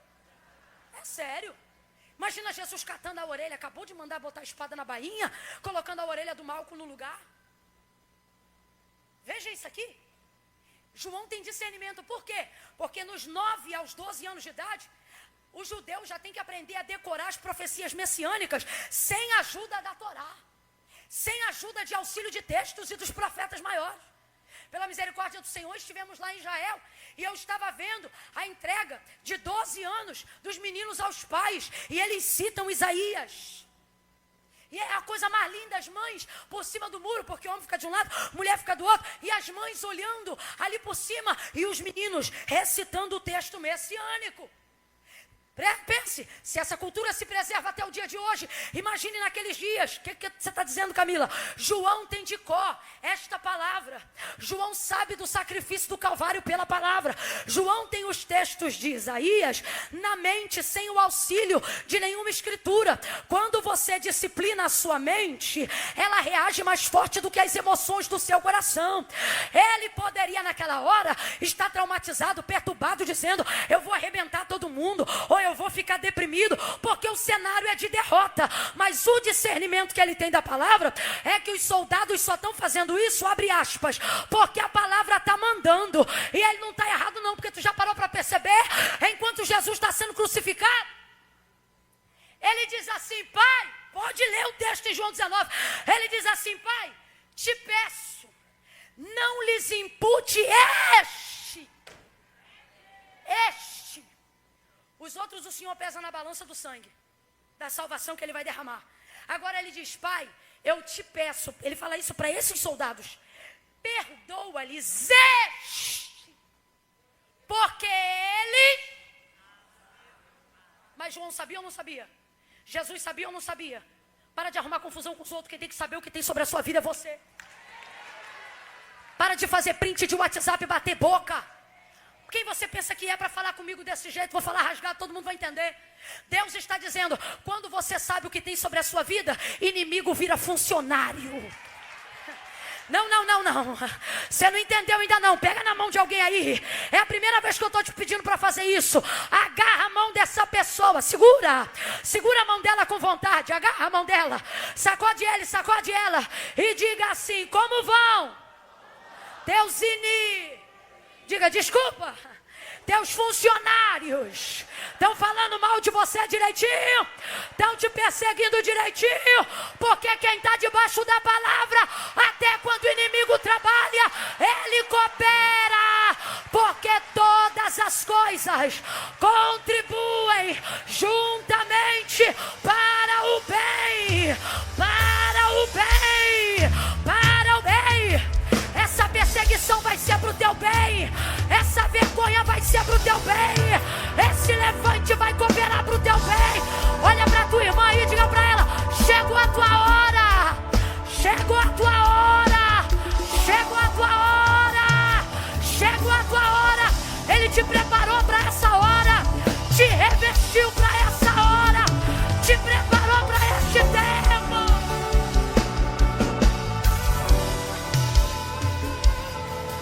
Tem coisas que você está esperando acontecer há muito tempo. Olha para mim e acredite, as coisas que você está esperando acontecer há muito tempo não vão acontecer como você está imaginando. Elas acontecem dentro de um cenário totalmente contrário. Vamos lá. Para o inferno, a crucificação é um dia de alegria, sim ou não? E para o céu também. Em que contexto? Eles sabem que quem está morrendo hoje, daqui a 3 dias... Porque a palavra que começou dividindo veste, lançando sorte sobre a túnica, é a mesma palavra que garante que ao terceiro dia ele... Você só precisa ter paciência para discernir os tempos. Deus te trouxe hoje aqui para dizer: enquanto você achar que essa perseguição não tem motivo, que essa fofoca foi infundada, você vai ficar perturbado nesse cenário. Quem tem palavra governa no meio da crise. Quem tem palavra vê o outro trazendo o levante, dizendo assim: menina, tu precisa ver, rapaz, tu tem que, olha, vou te mandar o áudio do que ele falou de você.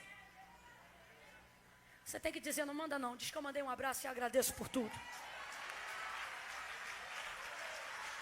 Abre a sua boca comigo e diga assim: primeiro eles fazem. Presta atenção, quando você está debaixo de uma palavra, as primeiras pessoas que Deus usa para cumprir são aquelas que são contrárias a você.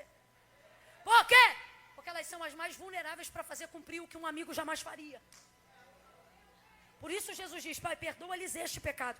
Porque estes aí, eles não estão fazendo porque são ruins, não. Eles estão fazendo para cumprir que o Senhor derramou sobre mim. Por que José perdoa seus irmãos? Porque ele entende que tudo o que eles fizeram culminou para aquele momento. Ele diz: irmãos, os irmãos estão desesperados, pensando que vão ser decapitados. Ele diz: irmãos, fiquem tranquilos. Vai ver, foi para isso. Esté desesperada, tio, será que vamos morrer? Estou parafraseando. Ele diz: ô Esté, será que não foi para um tempo como esse que o Senhor te colocou aí dentro? Olha para mim. Quer atribuir a coincidência? Vai tomar muito remedinho debaixo da língua. Agora, tua vida está debaixo da... Agradeça por tudo. Primeiro eles fazem. Depois Jesus faz. Por quê? Porque quem sabe a palavra que tem, recebe um nível de autonomia para acelerar o processo. Olha o que o texto diz. Vendo Jesus que tudo já havia cumprido, só faltava uma coisa para consumar a palavra. O quê? Beber o vinagre. Aí vamos lá. A veste eles rasgam. A túnica eles lançam sorte. Como é que eu vou fazer esse vinagre chegar aqui? Eu acho lindo. Quem tem palavra não anda de ré. Anda na marcha. Jesus não ficou esperando um jeito de fazer eles levarem o vinagre. O que ele ficou foi planejando um jeito de fazer cumprir o que ele sabia que faltava acontecer. Crente que não tem medo da prova, ou até o que tem medo, ele não foge. Ele diz assim: Jesus, faz eu passar logo de uma vez tudo que eu tenho para passar. Olha aqui para mim. Para de dar marcha ré no que você está passando. Fala para Jesus: Jesus, eu não quero parcelar não, eu quero é agora. Manda tudo agora. Humilhação agora. Você tem que ser igual Davi.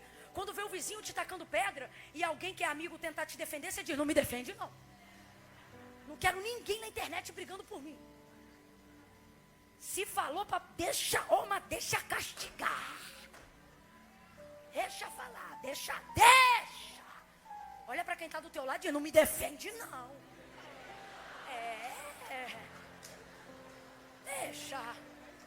Ele vendo que só faltava uma coisa, ele pensou. E disse Jesus: tenho sede.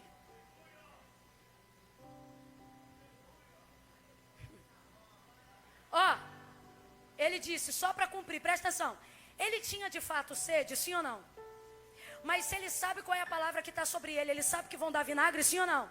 Sim ou não? Então ele não disse: me dá água. Se ele sabe qual é a palavra, ele ganha tempo. Ele disse: tenho, porque ele sabia que se ele se movesse pela palavra e não por necessidade, a palavra ia adiantá-lo. Não, você não entendeu. Quando chegar a hora de você cumprir, não cumpra por necessidade, porque senão a humilhação aumenta. Cumpra por palavra. Camila, ainda não entendi. Vou te falar. Tu aguenta ser apedrejado, tu aguenta ser chicoteado, mas o processo está parado porque tu não aguenta um gole de vinagre. Vou falar a verdade. Você aguenta o que fazem contigo do lado de fora. Difícil é engolir o amargo do lado de dentro. Vou falar rasgado. Você supera a traição, superou queda, venceu o câncer, tantas coisas que te acometeram do lado de fora. Mas para pedir perdão para ofensor, isso não desce. Você não aguenta. Sabe o que Jesus está dizendo? Você é ótimo no chicote, arrebenta no prego. Mas por causa de um pouquinho de vinagre, tu te contorce todo. Pois foi fulano que me ofendeu. Ele que venha. Só que, de quem não tem palavra, Jesus não espera. Mas de você ele está te dando autonomia para acelerar o processo. Olhe para a vida de um crente que sabe qual é a palavra de Deus na vida dele. E veja se ele fica esperando os outros virem pedir perdão para ele. Quando tu está num processo e alguém te faz alguma coisa, você quer dar andamento à tua vida. Se tu percebe que está tendo desavença, tu chega para a pessoa. Você mesmo chega para ela e diz assim: olha, tu sabe que tu não fez nada, mas tu diz assim: olha, eu percebi que você ficou magoado, eu vim aqui te pedir perdão. Só pode acontecer duas coisas. Ou a pessoa olhar para você e falar: está perdoado. Ou às vezes ela se quebranta do outro lado e diz: não, olha, me perdoa também. Deus está dizendo aqui, ó, tu aguenta bofetada, tu é de guerra, tu levanta cedo, tu aguenta metrô, Pavuna, Central do Brasil. Mas o vinagre tu não toma. Posso te falar? Na maioria das vezes, a consumação do processo não fecha. Não porque não temos palavras, mas porque não estamos dispostos a cumprir a parte que nos cabe. Jesus não esperou ninguém chegar com vinagre na boca dele do nada, não. Ele criou uma situação e ele disse: tenho sede. Pegaram o vinagre e botaram na boca dele. Aí quando ele experimentou o vinagre, ele disse: está consumado. Tendo dito isso, entregou seu espírito. O que é isso? Liberdade. Acabou, consumado. Fiz tudo que o Pai queria. Agora é só esperar 3 dias. Olha para mim. E se eu te disser que o processo que você quer fechar está na tua mão? Faz assim para o teu irmão e diz assim para ele: acelera isso aí. Liga para quem tem que ligar, abraça quem tem que abraçar. Pede perdão para quem tem que te pedir. Meu irmão, desce diante de quem tiver que descer. O que é um vinagre para quem já foi todo... Tu já foi todo ralado. O que é o vinagre? Olha para quem está do teu lado e diz: toma logo. Desce logo, pede perdão logo. Se arrepende logo, se quebranta logo. O que é um ralado para quem já está todo quebrado?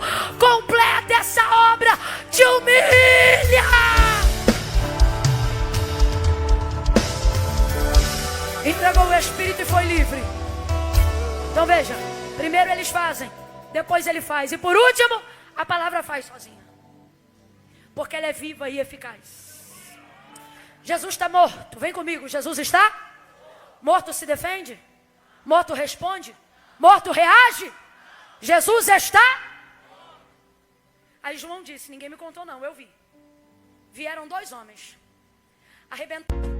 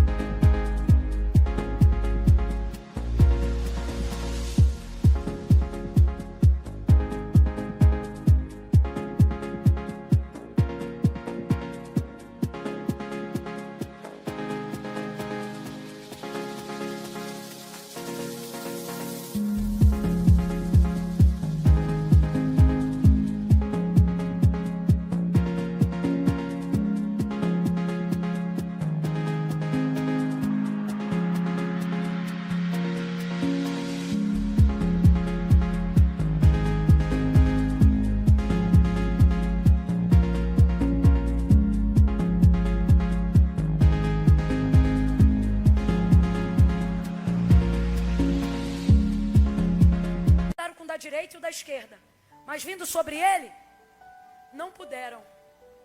Está dizendo que não quiseram? Está dizendo que não? Aí João se lembra de novo, porque sobre ele havia uma que dizia, nenhum dos seus ossos poderá ser. Paulo escreve a carta aos Coríntios e ele diz, ora, vós sois o corpo de Cristo. Vem comigo, o corpo de Cristo, bateram nele sim ou não?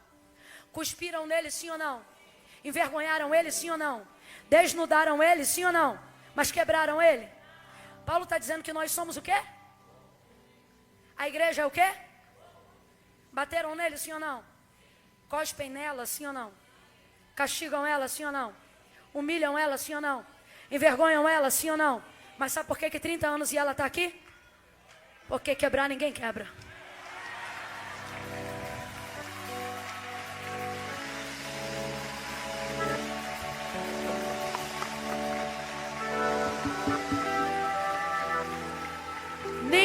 Quebra.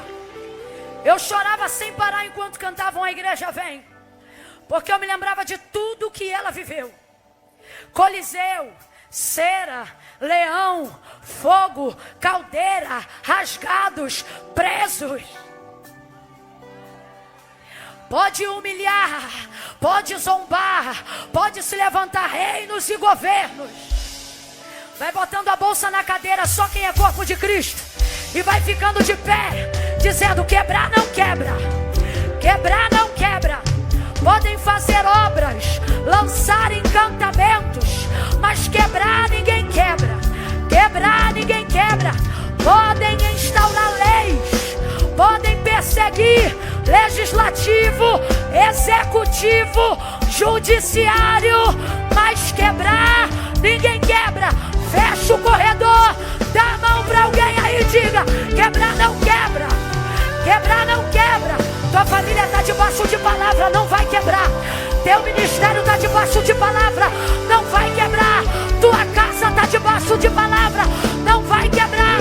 Sacode essa pessoa e diga para ela, não vai quebrar. Vão bater, mas não vai quebrar. Vão perseguir, mas não vai quebrar. Vão humilhar, mas não vai quebrar. E tudo que está aqui se cumprirá.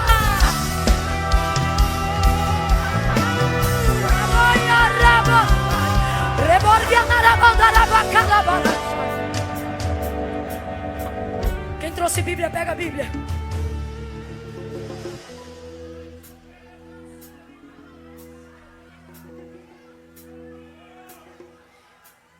Camila, minha Bíblia está aqui no meu aplicativo. Irmãos, a palavra de Deus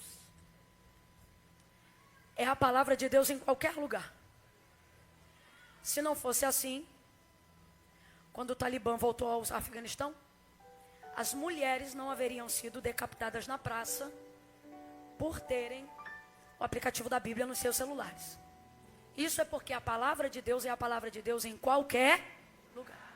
Então entenda o que eu vou dizer agora. Andar com a Bíblia na rua aqui no Brasil, mesmo tendo a liberdade de tê-la no aplicativo, é poder dizer, enquanto pudermos dizer, que nós temos o livro, não só no coração, mas também em mãos. Isso é um privilégio. Estou falando isso aqui para numa próxima oportunidade que você sair de casa, não deixe de sair sem a sua Bíblia. Quando você for para o seu trabalho, bota ela na mochila, cabe tanta coisa lá, por que não cabe a Bíblia? Eu sou do tempo que crente andava com Bíblia para tudo que é lugar. Isso é um privilégio, irmãos. Tá? É só uma dica, não é uma advertência não, porque como eu já disse, a palavra de Deus é a palavra de Deus em qualquer lugar. Mas é uma dica, sabe por quê? Se isso aqui fosse só um livro, quando a gente fosse para o outro lado da Palestina, a gente não tinha que tirar ele da bolsa. Mas quando você vai lá para a parte do muro, que vai passar no raio-x, não pode ter Bíblia dentro da bolsa. Se isso aqui fosse só um livro, ele entrava tranquilamente na China. Engraçado que o Pequeno Príncipe entra lá de boa. É um livro. E alguém diz, isso aqui é só um livro. Se fosse só um livro, é a Coreia do Norte? Que é. A gente levaria carros e carros à Coreia do Norte. Mas esse livro aqui não pode entrar na Coreia do Norte, não. Esse livro aqui não entra no Afeganistão, não.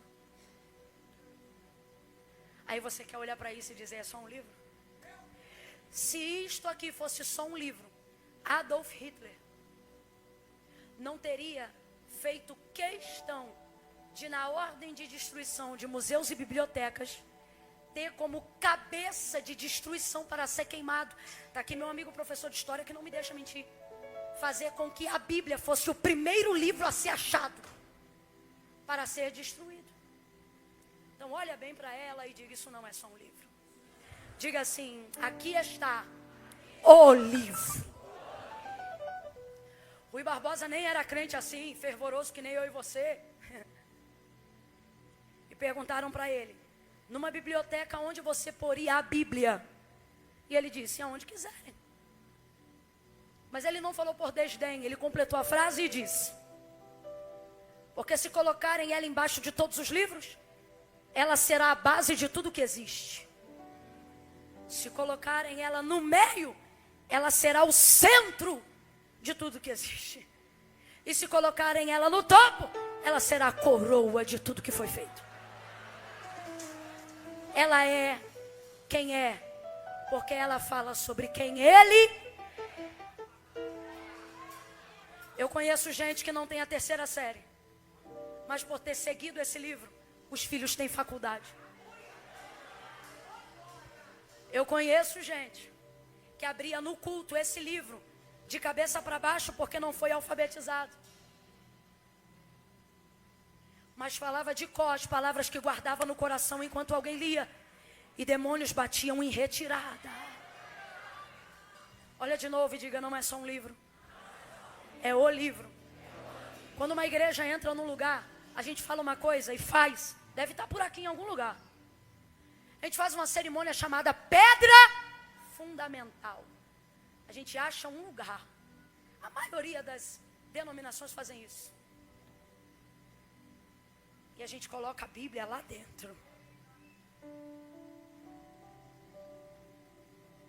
Imperadores poderosos tremem diante desse livro. Por que a igreja está perseguida como nunca nessa última hora? Veja, se continuarmos congregando, mas lermos outro livro, ninguém nos persegue. Se falarmos de qualquer outra história na hora do culto, ninguém vai falar. O problema é sobre o que está escrito aqui. Eles querem traduzir, eles querem atualizar, eles querem mudar. Você sabe por quê? Porque as palavras daqui são palavras de vida. Jesus disse que só quem está em trevas não aguenta essa luz, porque suas obras são mais. Você que trouxe Bíblia, traga ela para perto do seu peito. Você que não trouxe, traga a sua mão para perto do seu peito. E imagine o exemplar da Bíblia aí. Feche os seus olhos, curva a sua cabeça. É tempo de muita seriedade com a palavra, igreja. É tempo de se aproximar como nunca da palavra. Feche os seus olhos, curva a sua cabeça. Comece a fazer um compromisso de ler a Bíblia. Peça isso ao Espírito Santo nessa noite. Comece a falar com Ele. Ore em nome de Jesus ao Espírito Santo. Comece a falar com Ele. Espírito Santo, me ajuda a me interessar. Aumenta a minha noção de responsabilidade. Eu preciso meditar no texto sagrado. Eu preciso conhecer. Comece a pedir isso. Comece a pedir isso. Senhor, a tua palavra diz que se o Senhor não abreviasse o tempo, até os escolhidos seriam enganados. Abre a mente do teu povo, aumenta a nossa noção de responsabilidade, a nossa noção de compromisso. Não queremos terceirizar o conhecimento de quem tu és. Nos leva a ler, a conhecer, a orar a tua palavra, a cantar a tua palavra, a ministrar a tua palavra. Não queremos ser cortados e lançados no fogo. Queremos frutificar. Queremos discernir como João discerniu. Queremos fazer como Jesus fez. Quando mesmo depois de morto, João disse que viu e não lhe quebraram, porque sobre ele havia uma palavra. Quando vivemos a nossa vida para cumprir a tua palavra vive para se cumprir sobre nós. Mesmo quando não podemos mais reagir. Toma aqui nessa noite, agora no Ministério Rema, aqueles que não podem mais reagir, mas estão debaixo de uma palavra. Move a tua palavra aqui no Brasil. Aqui no Brasil, se mova pela tua palavra, para a glória do teu nome. Nos leva a entender o quanto devemos amar e nos dedicar à tua palavra, porque a tua palavra é o Senhor. Nós oramos assim em nome de Jesus. Quem concorda, diga.